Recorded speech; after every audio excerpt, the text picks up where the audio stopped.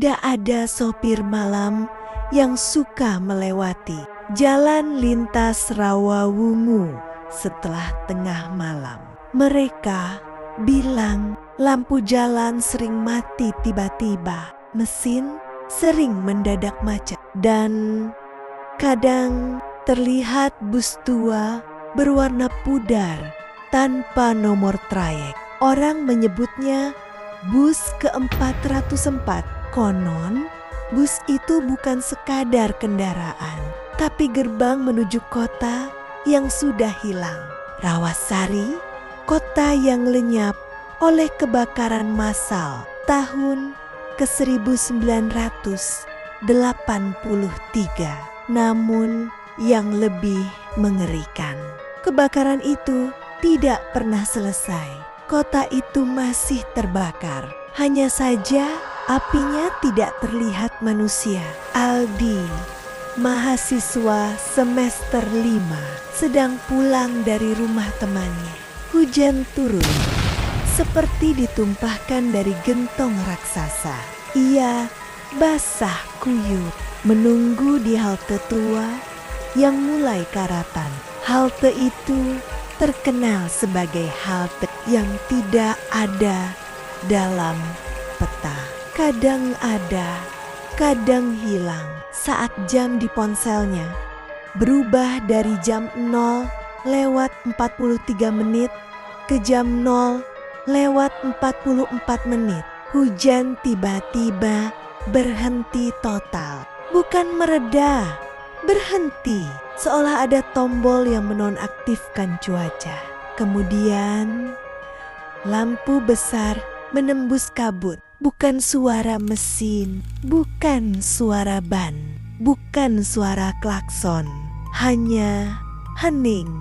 Bus besar warna hijau pudar berhenti tepat di depannya. Pintu terbuka seperti mulut gua tua. Sopirnya, laki-laki tua, kurus, memakai kacamata hitam di tengah malam gelap, mengatakan, "Ayo, naik, ini rute terakhir." Tidak ada alasan logis baginya untuk naik, tapi kakinya bergerak sendiri, seolah ada kekuatan halus menariknya masuk. Begitu Aldi masuk, pintu menutup tiba-tiba.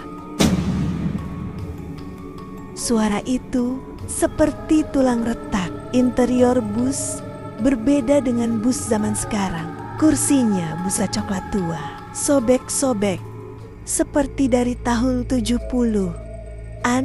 Lampu di atas berkedip pelan. Di dalam ada 5 penumpang. Mereka duduk rapi, terlalu rapi, dan Aldi langsung sadar mereka semua kedinginan, bukan dingin biasa. Kulit mereka pucat biru, tidak ada embusan napas saat mereka menghirup udara. Penumpang pertama, ibu, membawa bunga melati.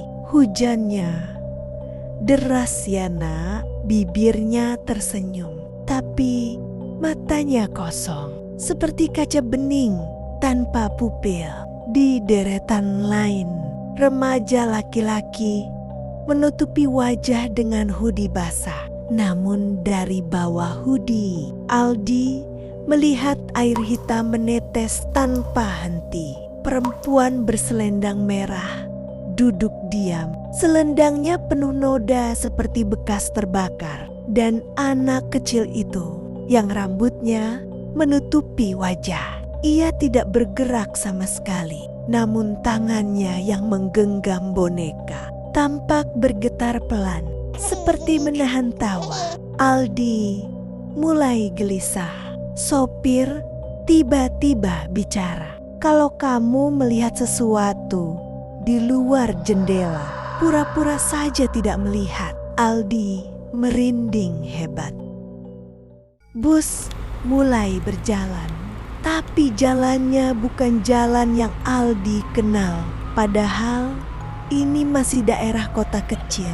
Lampu-lampu jalan mati satu persatu saat bus melewati seolah bus membawa kegelapan bersama dirinya. Beberapa menit kemudian, Aldi mendengar suara.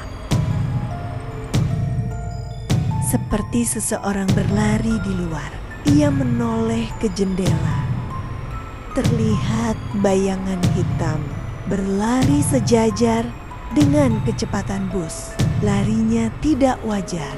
Lengannya terlalu panjang, tubuhnya terlalu kurus, dan kepalanya menoleh 180 derajat ke arah Aldi. Aldi spontan ingin memotret, tapi supir berteriak, "Jangan lihat mereka!" Semua lampu di dalam bus tiba-tiba berkedip cepat, seperti kejang. Tiba-tiba, tangan kurus panjang menghantam kaca bus dari luar, meninggalkan bekas jari panjang seperti arang panas. Dari belakangnya, terdengar suara lirih si anak kecil. Mereka cuma mau ikut naik, tapi bus ini hanya menampung yang dipanggil. Dipanggil oleh siapa? Setelah perjalanan melewati hutan gelap selama entah berapa lama, kabut perlahan menipis. Di depan mereka terlihat gerbang kota besar. Tulisan di atasnya, "Selamat datang di Rawasari. Didirikan 1949. Dipadamkan 1983. Kata dipadamkan membuat dada Aldi sesak. Dalam berita lama, Rawasari memang dipadamkan, bukan terbakar. Seolah kota itu bukan mengalami kebakaran, melainkan dinyalakan oleh sesuatu, lalu dipadamkan oleh sesuatu yang lebih besar. Saat bus masuk ke kota itu, Aldi melihat rumah Rama tua yang tampak sempurna, tetapi jendelanya gelap. Jalanannya bersih, tapi tidak ada satupun kendaraan. Lautan bangunan berdiri, tapi dunia ini tidak punya suara. Sunyi total, seperti direkam tanpa suara alami. Namun sesekali Aldi melihat bayangan tubuh menyeberang jalan atau sosok tanpa kepala berdiri di atap gedung menatap bus. Bus berhenti di terminal tua yang penuh papan kayu hangus. Supir berbalik perlahan ke arah Aldi. Untuk pertama kalinya ia membuka kacamatanya. Tidak ada mata, hanya 2 lubang hitam seperti rongga tengkorak. Semua turun. Penumpang lain turun satu persatu. Dan ketika mereka turun, Aldi melihat bunga melati ibu-ibu itu berubah menjadi abu. Remaja laki-laki melepas hoodie dan kepalanya ternyata setengah gosong. Anak kecil berjalan sambil menyeret boneka yang tubuhnya penuh bekas cakaran. Perempuan berselendang merah, tubuhnya menghitam seperti kayu terbakar. Mereka bukan penumpang, mereka adalah penduduk kota yang mati terbakar. Sopir menatap Aldi. "Kamu juga bagian dari Rawasari sekarang." Aldi menggeleng panik. Tetapi dari belakangnya, para penumpang mulai bergerak mendekati. Tubuh mereka menunduk seperti boneka mati. Mereka mengulurkan tangan, kulitnya terkelupas, mengeluarkan suara seperti api kecil menyala. Aldi melarikan diri ke tengah terminal. Tapi kota ini hidup, bangunan-bangunan memandangnya. Lampu-lampu berkedip mengikuti geraknya. Bayangan-bayangan mulai muncul dari tiap sudut. Sosok-sosok tanpa mata merangkak mendekatinya. Dari jauh terdengar suara anak kecil, "Tolong bantu kami." agar kami tidak sendirian. Tapi suara itu menjadi berubah. Tinggallah di sini, biar kota ini tetap tenang. Aldi berlari ke depan, namun jalan yang ia lewati berubah menjadi jalan lain, lalu berubah menjadi halaman rumah lain, lalu berubah lagi menjadi lorong rumah sakit tua. Kota Rawasari sedang memakan ruang, melipat-lipat dirinya seperti labirin. Akhirnya Aldi menemukan papan besar berisi tulisan bekas terbakar. Rawasari tidak mati, tapi membutuhkan makanan. Di bawahnya ada coretan-coretan. Setiap malam Jumat Kliwon, 1 jiwa hidup UTK menenangkan kota.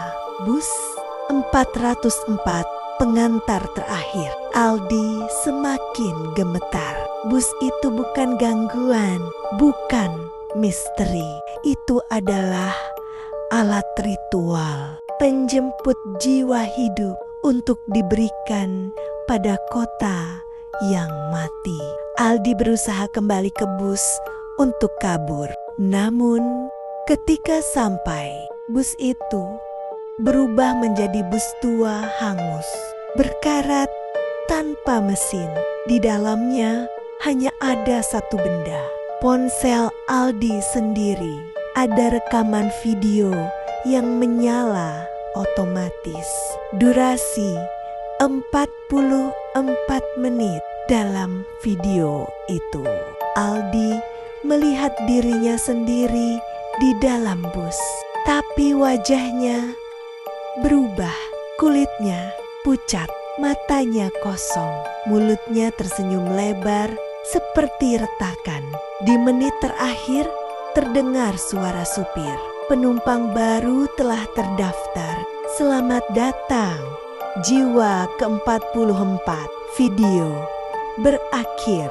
Aldi menutup mulutnya, menjerit, tapi suaranya tak keluar. Kota Rawasari perlahan memudar, berubah menjadi kegelapan pekat seperti gua. Sebelum semuanya benar-benar gelap, ia mendengar suara ratusan orang berbisik, "Rawasari, Rawasari, Rawasari." Dan ia menyadari sesuatu. Semua penumpang tadi adalah 43 jiwa sebelumnya, dan ia adalah yang ke-44. Setiap Jumat Kliwon, beberapa warga mengaku melihat bus tua melintas di jalan gelap. Pintunya terbuka sebentar, lampu dalamnya redup, dan jika diperhatikan baik-baik, terlihat seorang pemuda duduk di kursi baris ketiga. Kulit pucat, mata kosong. Ia hanya melihat keluar jendela. Kadang, kalau beruntung, ia mengangkat tangan pelan, seolah mengajak, "Ayo, naik, masih banyak kursi kosong."